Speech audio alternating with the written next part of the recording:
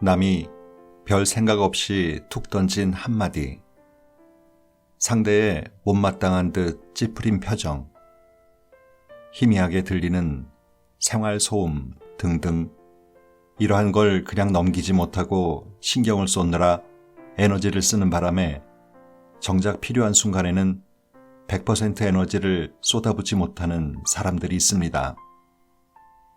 그럴 때 그냥 웃어 넘기거나 무시하면 좋으련만 그런 사람들은 외려 자신이 거기에 과잉 반응을 보이는 것은 아닌가, 거기에 원인을 제공하는 것은 아닌가 불안해하며 죄책감마저 느끼게 되죠.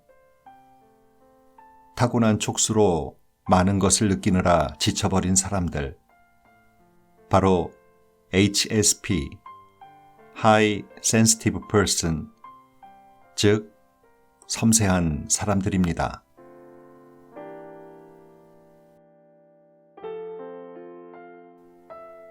책 읽는 다락방의 죄입니다. 우리 주변엔 의외로 섬세한 사람들이 많습니다. 그 사람 참 센스 있어. 눈치가 백단이야. 무딘 사람들에겐 섬세한 사람들의 이런 면이 부럽기도 하고 한편으로는 경계의 대상이 되기도 합니다. 반면 너무 예민한 거 아니야? 뭐 그런 걸 갖고 그래? 라는 핀잔을 받는 사람들 또한 섬세한 사람들입니다. 이런 사람들은 그 특유의 감지 능력과 치밀함으로 좋은 업무 성과를 내기도 하고 리스크 관리 능력이 남들보다 탁월하기도 합니다. 하지만 일을 대충 하지 못하는 탓에 여러 가지 일을 동시에 수행하는 것을 불편해합니다. 또 배려심이 많다 보니 거절도 잘 못하고 줏대가 없어 보이기도 합니다. 이런 일들로 무엇보다 자기 자신이 쉽게 피곤해지고 지치는 경향이 있습니다. 내 친구, 직장 동료, 아니면 우리 가족 구성원 누구, 심지어 나의 이야기일 수도 있습니다. 오늘은 너무 신경 썼더니 지친다라는 책으로 섬세하고 예민한 사람들이 왜 그런 기질을 갖게 되는 건지, 어떻게 하면 이런 기질을 갖고 있는 내가 덜 지치면서 이러한 면을 장점으로 극대화할 수 있는지에 대해 같이 생각해 볼까 합니다. 이 책의 저자인 다케다 유키도 HSP입니다. 명문대를 졸업하고 대기업에 근무를 하다가 본인의 기질과 분석력을 살려 HSP 특유의 인간관계와 그들이 행복하게 사는 방법에 대한 연구를 해왔는데요. 지금은 HSP 전문 카운슬러로 상담자들에게 그들에 맞는 처방과 직업군을 추천해주는 것으로 잘 알려져 일본 전역에서 상담자들이 찾아온다고 합니다. 이 책은 섬세한 이들이 편안해질 수 있는 기본 법칙과 매일의 스트레스를 막고 인간관계가 편해질 수 있도록 하는 노하우, 맘 편하게 일하면서 자신의 섬세함을 살리는 노하우를 현실적이면서도 아주 쉽게 알려주고 있는데요. 오늘은 HSP란 무엇이고 그들은 일반인들과 어떻게 다른지, 그리고 어떻게 이 문제를 해결해 나갈 수 있는지 구체적인 사례를 들어 얘기한 내용들을 부분 발췌해서 소개해 드리겠습니다.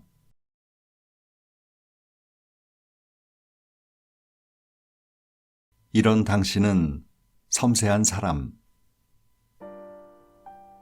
직장에서 심기가 불편한 사람이 있으면 신경이 쓰여요. 사람들과 장시간 함께 있으면 지쳐버려요. 작은 실수라도 알게 되면 일하는데 시간이 걸립니다. 이런 적 있지 않나요? 주변에 상담을 해봐도 신경 쓰지 않아도 되지 않아? 라고 반응하거나 왜 그렇게 걱정을 해? 라고 신기한 듯이 쳐다봅니다. 하지만 여러분은 진작 눈치챘습니다.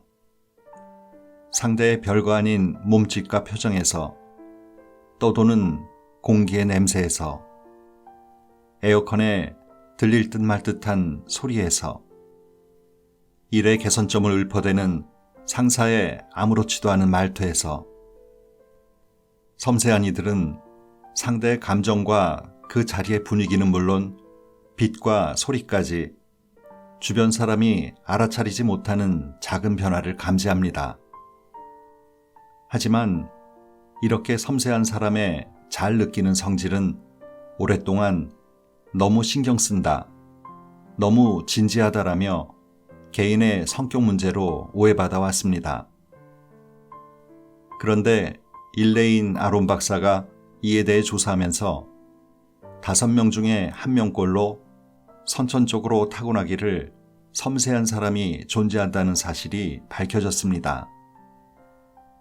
즉, 섬세함은 환경에 의한 후천적인 것이 아니라 선천적으로 타고난 기질이며, 선천적으로 키 큰 사람이 있는 것처럼 선천적으로 섬세한 사람이 있다는 것입니다. 주변 사람이 알아차리지 못한 것을 눈치챈다. 이런 섬세함은 성격의 문제가 아니라 그저 타고난 기질에 불과하다는 말이죠. 먼저 이 기질에 관한 아론 박사의 이론과 다른 연구를 내 나름의 해석을 더하여 소개합니다. 섬세한 사람과 섬세하지 않은 사람은 대체 무엇이 다른 것일까요? 빛과 소리 등의 자극을 받았을 때 얼마나 신경 시스템이 흥분하느냐는 사람에 따라 차이가 납니다. 아론 박사에 따르면 섬세한 사람과 섬세하지 않은 사람은 뇌의 신경 시스템에 차이가 있다고 합니다. 또 하버드 대학의 심리학자 제롬 케이건의 조사에 따르면 섬세한 사람은 갓난아기 시절부터 자극에 민감하게 반응합니다. 같은 자극을 받아도 섬세한 갓난아기는 손발을 크게 움직이고 도망치려는 듯이 등을 젖히고 우는 등 자극에 예민하게 반응한다고 합니다. 같은 스트레스에 노출되었을 때 신경의 흥분과 관련된 물질인 뇌내의 노르에피네프린을 비롯하여 신경이 흥분하거나 경기할 때 분비되는 호르몬인 코르티솔도 다른 아이보다 많이 나온다고 합니다. 인간만이 아니라 쥐, 고양이, 개, 말, 원숭이, 그리고 인류까지 어느 고등동물이나 자극에 대한 반응의 강도에는 차이가 납니다. 어떤 종이든 자극에 더 민감하게 반응하는 개체의 비율은 비슷해서 전체의 15에서 20%라고 합니다. 어쩌면 전체의 종이 잘 살아남기 위해서 일부 더욱 신중한 개체가 태어나는 것이 아닐까 싶기도 합니다. 이렇듯 다른 사람이 알아차리지 못하는 사소한 일들을 알아채는 신경 시스템을 가진 섬세한 사람은 직장에서는 다음과 같이 느낍니다. 상사의 심기가 불편하면 나도 모르게 긴장하게 돼. 사람들이 일을 엉망으로 하는 것 같아. 여기도 저기도 고쳐보는 편이 좋을 텐데. 섬세한 사람은 그런 사소한 일들을 자연스럽게 알아차립니다. 그런데 막상 이야기를 꺼내면 주변에서 그런 별것도 아닌 일을 말해서 어쩌라고. 지나치게 신경 쓰는 거 아니야? 라고 반응합니다. 섬세한 사람은 너무 예민한 것 같다고 생각하는 상대의 분위기를 감지하고 이런 일에 신경 쓰는 내가 이상한가? 라고 자신의 감각을 의심하기 시작합니다. 그렇게 점점 자신감을 잃게 되는 것이죠. 섬세한 사람에게 필요한 것은 신경 쓰지 말라는 말이 아니라 알아차린 문제에 어떻게 대처하면 좋을지 구체적인 대처법이라고 할 수 있습니다. 섬세한 사람의 마음의 구조. 섬세한 사람의 감각과 마음은 어떻게 이루어져 있을까요? 섬세한 감각이 선모처럼 자라나 상대의 감정에서부터 소리, 빛까지 다양한 사물들을 감지합니다. 감지한 것들이 몸과 마음에 닿으면 마음속 깊숙이 스며듭니다. 다양한 것들을 느끼고 크게 감동받으면 깊은 곳에서 따뜻한 기운이 올라오고 강하고 깊은 감정이 일어납니다. 이렇게 내게 좋은 감정을 느끼게 하는 것도 아프고 괴로운 감정을 느끼게 하는 것도 똑같이 섬세한 감정입니다. 추위, 더위 중 한쪽만을 느낄 수 없듯이 섬세한 사람들도 좋은 감정만을 느끼며 살 수는 없습니다. 고통스러운 감각이든 기분 좋은 감각이든 일단 접하게 되면 반사적으로 감지하게 되는 것입니다. 그렇다면 좋은 감정도 고통스러운 감정도 반반으로 느껴야 하잖아요. 그런데 전 누군가가 내는 짜증이나 시끄러운 소리같이 힘든 것만 느끼는 통에 금세 지쳐버려요. 그렇게 생각하는 사람도 있을지 모릅니다. 고통, 괴로움, 피로와 같은 부정적 감각은 생물에게 위험을 알리는 중요한 신호입니다. 따라서 고통스러운 감정과 기분 좋은 감정을 동시에 느끼게 되면 위험을 피하기 위해 고통스러운 감정에 의식이 모이게 됩니다. 숲을 걷고 있다고 상상해 보세요. 발밑에 꽃이 피어 있다 한들 삐죽 튀어나온 나뭇가지가 몸 여기저기를 찌르면 꽃의 아름다움을 즐길 경황이 없습니다. 다시 말해 고통과 스트레스가 많은 상황에서는 주변에 좋은 것이 있어도 느끼기 어려운 법이죠. 따라서 좋은 감정을 느끼면서 활력 넘치게 살려면 무엇보다 자신이 가야 할 길을 스스로 선택하는 것이 정말로 중요합니다. 직장이나 일, 휴일을 함께 보낼 사람, 휴일에 머무를 장소와 같은 환경을 스스로 선택해야 한다는 말입니다.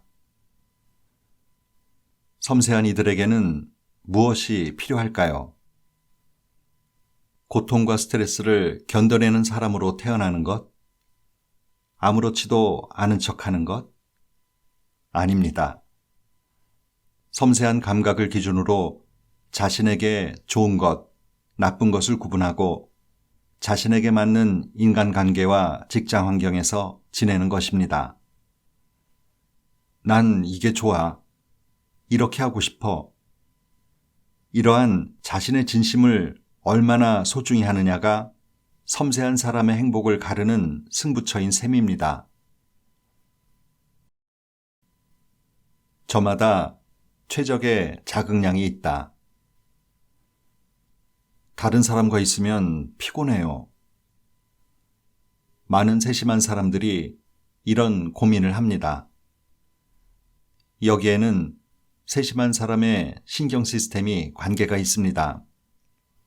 가령 회식처럼 많은 사람이 커뮤니케이션을 하는 장소에서는 세심한 사람의 마음은 다음과 같이 쉬지 않고 돌아가게 됩니다. 그 자리의 분위기가 어두운가 아니면 밝은가? 말소리가 방 안에서만 울리는가 아니면 밖으로 새어나가는가? 누가 진심으로 즐기고 누가 억지로 웃는가? 음식이 모두의 접시에 골고루 잘 나눠졌는가? 희미하게 들리는 에어컨 소리. 세심한 사람의 신경 시스템은 이런 사소한 것에 반응하도록 설계되어 있습니다. 남들보다도 더 확실히 느낄 뿐만 아니라 무의식 중에도 느끼게 되니 세심하지 않은 사람보다 더 많이 느끼고 더 빨리 지쳐버리는 것입니다. 다른 사람과 함께 있는 시간이 길어지면 힘든 이유는 그저 신경 시스템이 그렇게 만들어졌기 때문입니다. 느끼는 힘이 강하다 보니 쉬이 자극량이 허용량을 넘어서는 것입니다. 누구나 최적의 자극량이 있는데 어떤 사람에게는 별것도 아닌 자극이 세심한 사람에겐 유독 강하게 느껴지는 것입니다. 표정, 몸짓, 목소리 톤, 이야기의 내용. 인간은 정보로 똘똘 뭉쳐 있습니다. 배우자나 친구와 같이 아무리 친한 상대라도 쭉 같이 있으면 자극을 과하게 받아서 허용량을 훌쩍 넘기게 됩니다. 설상가상으로 신경을 써야 하는 장소나 불편한 상대와 한자리에 있기라도 하면 머릿속으로 생각이 많아지고 긴장하여 더욱 자극과다가 되어버리는 것입니다. 세심한 사람에게는 마음이 푹 쉴 수 있는 혼자만의 시간이 필요합니다. 마음껏 혼자만의 시간을 가지면서 과하게 받은 자극을 흘려보내면 밝고 온화했던 본래 모습을 되찾을 수 있습니다.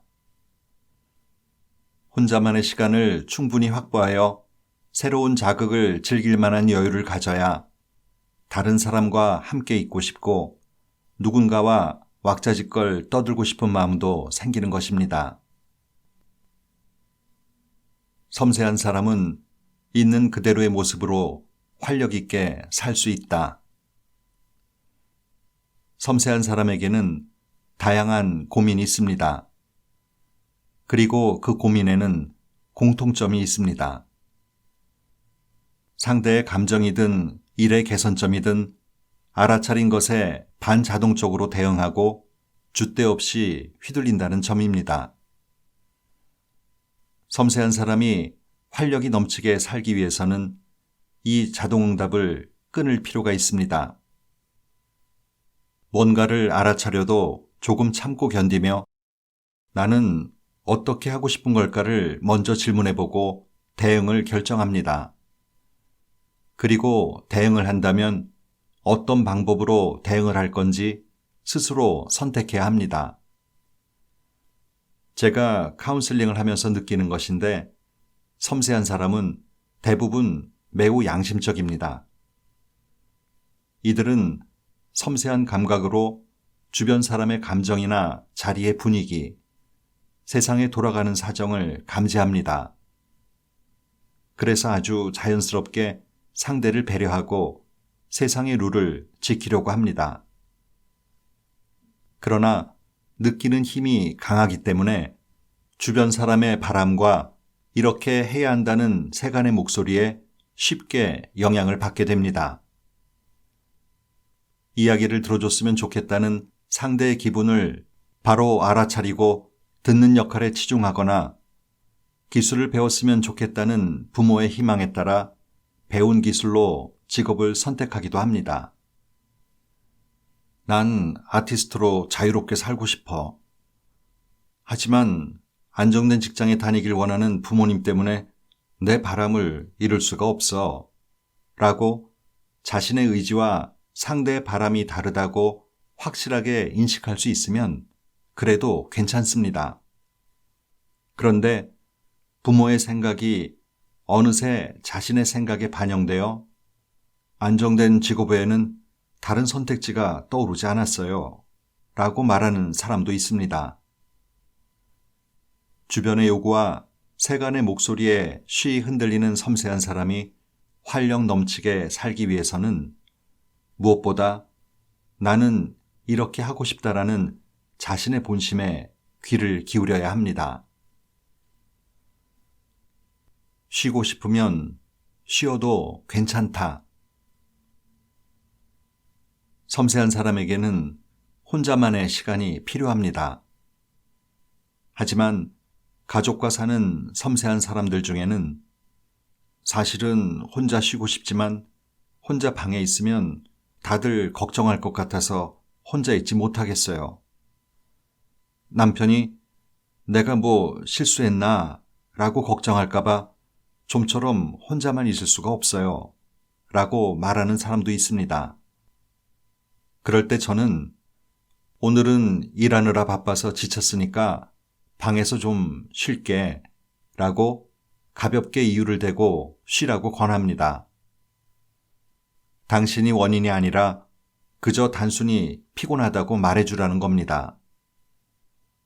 알고 보면 이유를 알리는 건 상대를 위해서라기보다 자신을 위해서입니다. 섬세한 사람은 배려심이 많아서 자기 행동 때문에 자칫 상대방이 불쾌한 기분을 느끼지 않을까 걱정하는 면이 있습니다.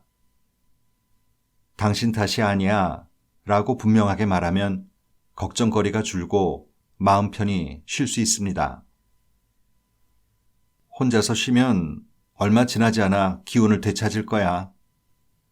그렇게 말해두면 가족도 안심할 것입니다. 방에 너무 오래 있는 거 아닌가? 걱정하지 말고 몸과 마음을 충분히 쉬게 해줍시다. 상대의 기분을 얼마만큼 알 수 있을까? 누군가가 짜증을 내면 바로 눈치챕니다. 상대가 무엇을 원하는지 금세 알 수 있습니다. 이렇게 섬세한 사람은 상대의 감정을 알아차리는데 선수입니다. 자꾸만 상대의 기분을 알아차려서 괴롭다는 상담을 받고 저는 상대의 기분을 알아차렸다면 그게 맞는지 확인해 보세요 라고 제안했습니다. 무슨 일이든 정말로 그럴까 답을 맞춰봐야 합니다. 이렇게 말하는 이유는 알아차린 게 정말로 맞았는지 확인해 보지도 않고 분명히 이럴 거야 라고 억측하는 사례가 너무 많아서입니다. 상대방이 기분을 알 수 있다라고 생각하기 때문에 대부분은 정말로 그러한지 확인해 보지 않는 경우가 많습니다. 하지만 섬세한 사람들과 대화를 나눠보면 그 알 수 있다라는 느낌이나 예상이 의외로 빗나갈 때가 많습니다. 별거 아닌 표정이나 몸짓, 목소리 톤, 말없이 컴퓨터를 칠 때 나는 키보드 소리. 섬세한 사람은 작은 정보를 끼워 맞춰서 상대의 감정을 알아차립니다. 하지만 알 수 있는 것은 화가 났나? 짜증이 났다. 라는 상대의 감정일 뿐입니다. 상대가 왜 지금 그 감정을 느끼게 되었을까라는 감정의 이유는 알지 못합니다. 감정의 이유는 어디까지나 추측한 것이기 때문입니다. 인간은 자신의 문제점에 주목하기 쉽습니다.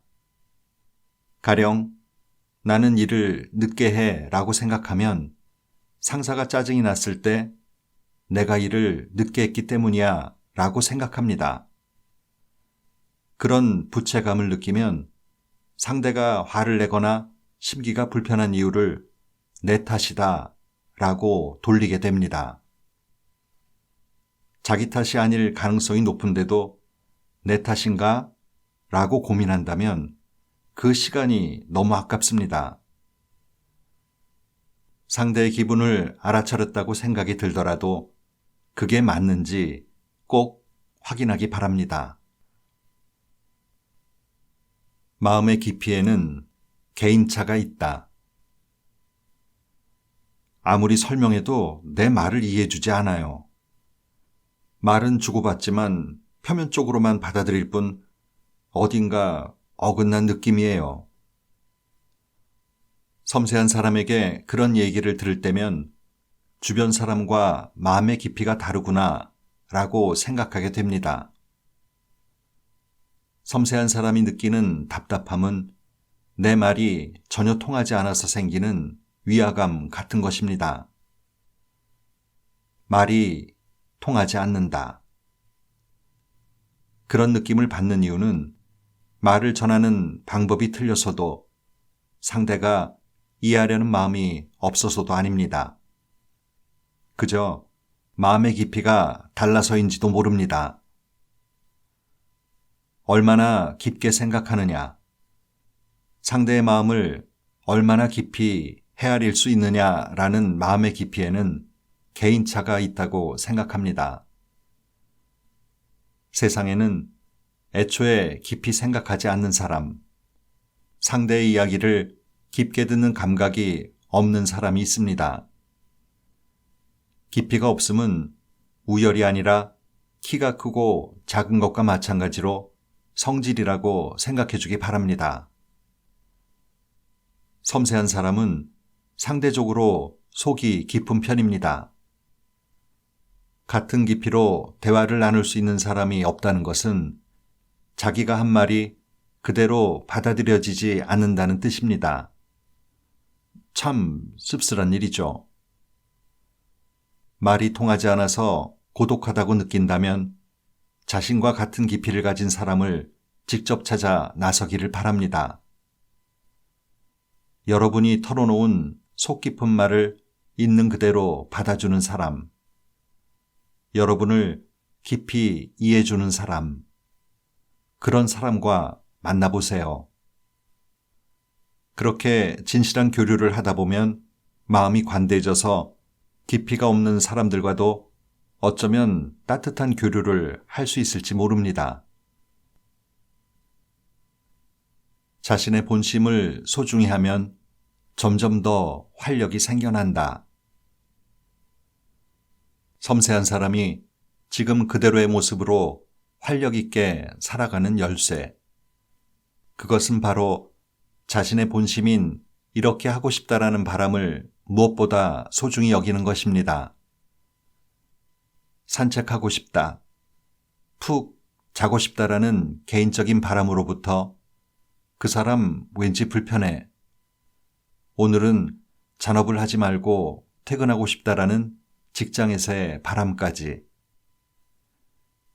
이렇게 하고 싶다라는 바람을 읽고 그걸 하나씩 이뤄가다 보면 나는 이게 좋아, 이렇게 하고 싶어라는 마음의 중심이 단단해집니다. 중심이 단단해지면 다른 사람의 감정과 의견에 좌우되지 않으며 여러 사람들과 있어도 편히 지낼 수 있게 되고 하고 싶은 일을 할 수 있게 됩니다. 자신의 본심을 소중히 여길 때 섬세한 사람은 단단해지게 됩니다. 섬세한 사람이 단단해진다는 건 어떤 의미일까요? 단단해진다는 것은 결코 둔감해진다는 의미가 아닙니다. 봄 공기와 아름다운 하늘, 주변 사람의 고운 마음씨를 찰떡같이 느끼는 섬세한 감수성을 간직한 채로 싫어하는 것이나 불쾌한 기분처럼 자신에게 필요가 없는 감정만 스르륵 흘려보낼 수 있게 됩니다. 섬세한 감성을 신뢰하면 싫어하는 것과 잘 엮이지 않게 됩니다. 섬세한 감성을 기준으로 자신에게 좋은 것, 나쁜 것을 구분함으로써 자신을 아무렇게나 취급하는 사람과 거리를 두고 자신에게 맞지 않는 직장은 피하게 되기 때문입니다.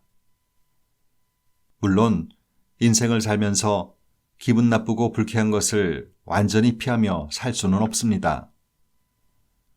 무례한 사람이나 미숙한 사람, 가치관이 다른 사람과 만나 우울해질 때도 있을 것입니다.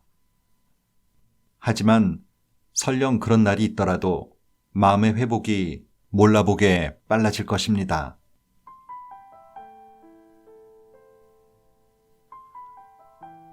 섬세하고 예민한 사람들에게 덜 예민하게 굴라고 얘기하는 건 마치 혈액형을 바꾸라는 주문과 다를 바가 없습니다. 섬세한 사람들이 취해야 할 것은 무뎌질 수 없는 기질을 무뎌지도록 노력하기보다는 자신이 덜 예민할 수 있는 방법, 더 나아가 그런 환경과 직업을 찾아 진정한 자신을 드러내면서 행복감을 느끼며 사는 게 더 중요합니다. 오늘도 좋은 하루 보내세요.